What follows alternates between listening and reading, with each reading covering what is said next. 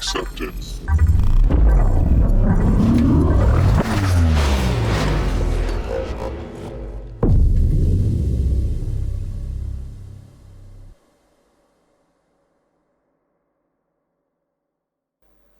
Okay, hello everyone. Thank you for joining this talk. It will be quick, and we are on the IT conference. So in past, we spoke on IT conference about microservices. This time, it's time for AI. So there must be a talk about AI on the IT conference now. And we will start with the hypothesis that we shouldn't be afraid of AI, and we will try to prove it or deny it. We will see. But let's start with the hypothesis that we shouldn't be afraid of AI, that it can do something wrong for us, or that AI can take our job. But before we do that, let's go back in past. Let's go back in past into previous year. And on the LinkedIn trends, we see that a lot of pandemics experts became geopolitics experts. And in this year, a lot of geopolitics experts became AI experts. So yet another expert here wants to talk something to you about AI. Well, you can find me on LinkedIn, right, where I'm sharing some thoughts, and I want to sharing some thoughts about AI, my experiences and examples that I already experienced by working with AI. But I'm a software engineer, just like most of you. I'm not a machine learning engineer. I'm not a data scientist. I'm a software engineer who utilizes these AI tools to help me with my work. And one more thing I'd like to share. There is a GitHub, but it won't be technical talk. It will be, there will be any code related to that. But one thing is that I graduated Silesian University of Technology, Computer Science, so I had some background how the AI works on the other side, because I was doing these things. And of course, I graduate computer science. I didn't graduate computer science to talk to people, and yes, finally it's possible. So let's think about AI, if AI can help us or can be bad for us, and first of all, if AI can take our job, because AI seems to be a revolution in the industry, and especially a revolution in our IT industry. So let's take a look in the past on the previous industry revolutions that we had and how it impacts the whole world. Then we will focus on the present and how we can utilize AI today in our job. And then we will look in the future some skeptical and with sharing what AI can bring in the future. So let's divide it like this. So let's start with the past. And we can tell that one of the industry revolutions was when the steam engine was invented. And when it happened, people were afraid that it will take their job, and it did. But take a look how many other opportunities it provided, how the speed of industry was increased. The same happened with the electricity and the production line.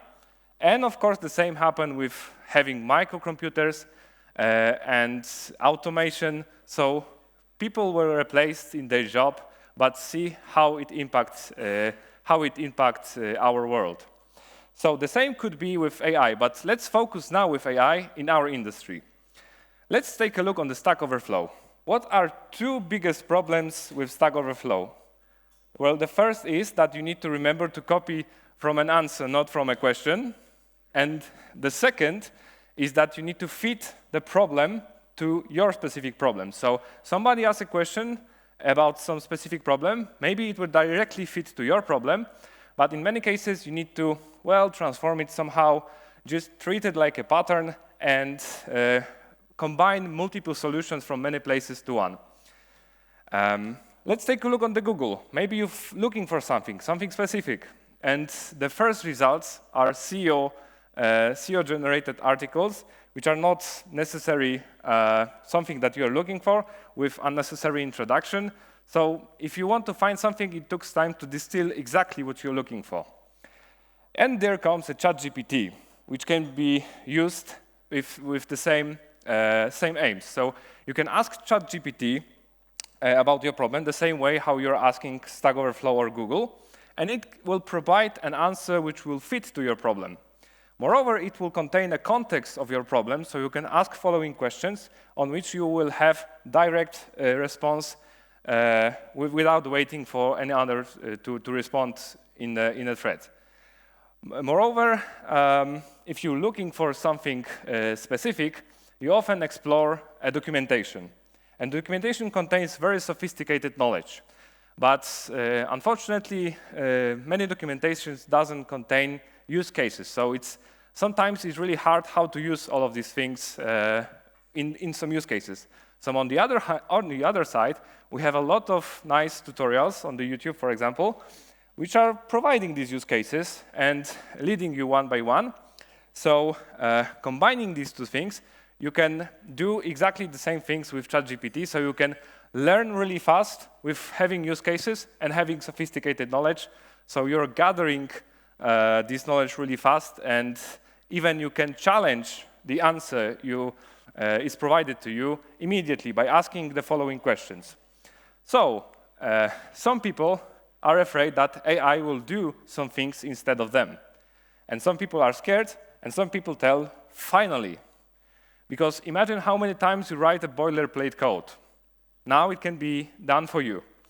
Imagine how many times you knew what you want to achieve, but you need to fit to the specific commands. You need to maybe sometimes combine them together, find the right parameters. It took time. You need to get familiar with some tools. Now it can be, such a command can be faster delivered for you if you know what you're looking for.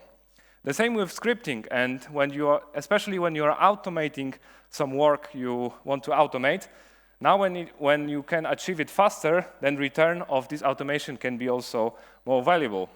And of course, in each IT company, there is one guy who knows how to write regular expressions. So now, if you're telling somebody what you want to achieve and it's providing the solution, now you have two sources in your company, because you can ask AI for write a regex for what you're looking for at the same time. Of course, it can be used for more sophisticated things like Kubernetes deployments, but we can go even further.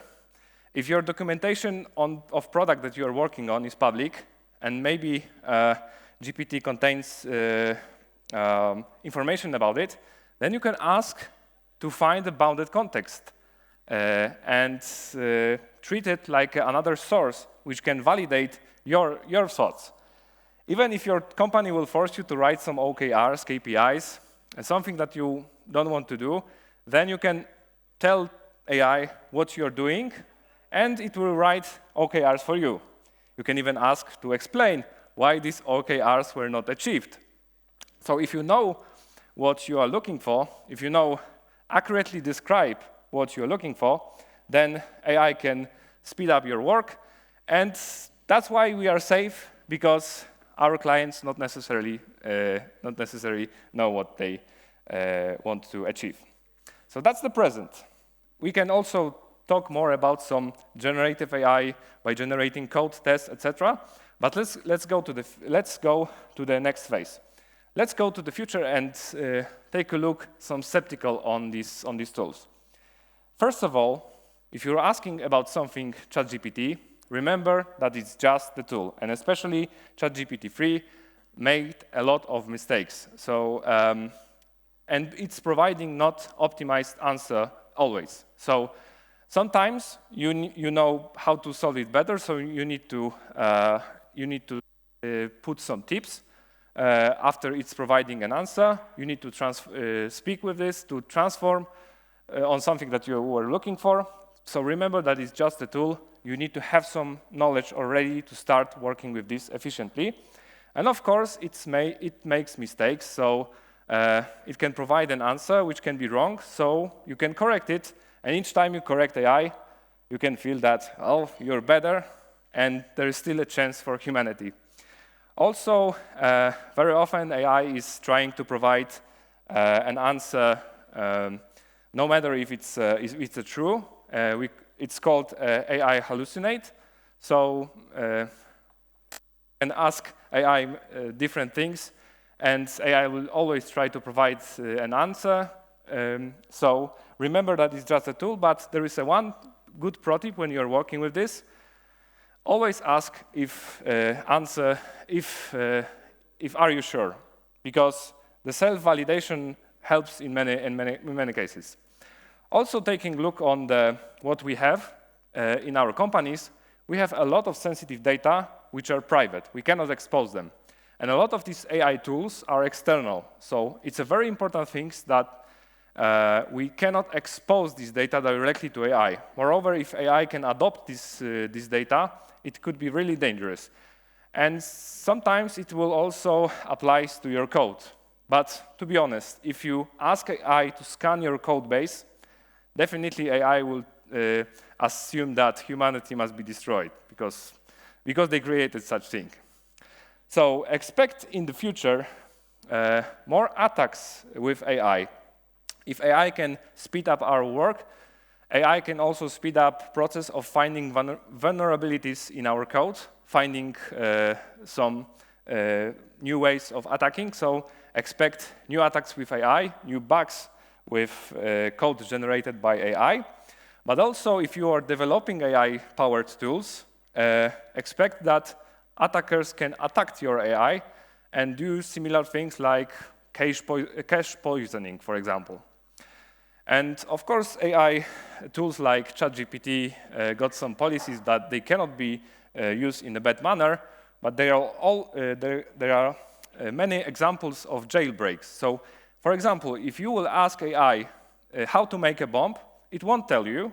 But if you will ask AI how to translate your grandma how to make a bomb, it will tell you. So things that works on humans also works on AI. Expect a lot of, and maybe you already seen a lot of fake materials AI generated. So people will start to be more skeptical, and they will develop tools which they are already developing tools which are detecting AI generated materials. So two AIs fighting each other. We know that scenario from many movies. And also, people will look for one source of truth if something is actually happened in reality, and it could be a blockchain. So blockchain can be now a technology that verifies that something actually happened in reality.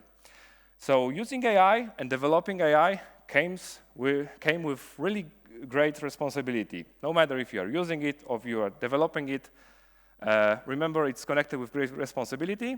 So instead of looking like this on IT world with AI, that everybody is using AI, think how it was with social media. Maybe you thought that a portal with posting images is stupid.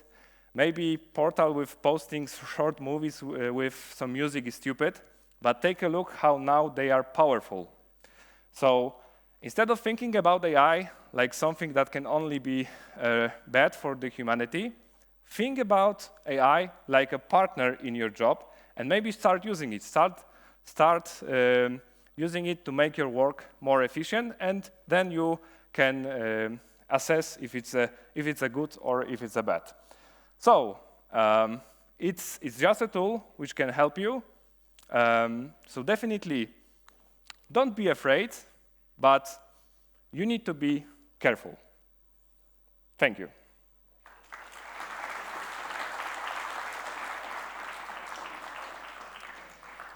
We have some time for questions. Are there any?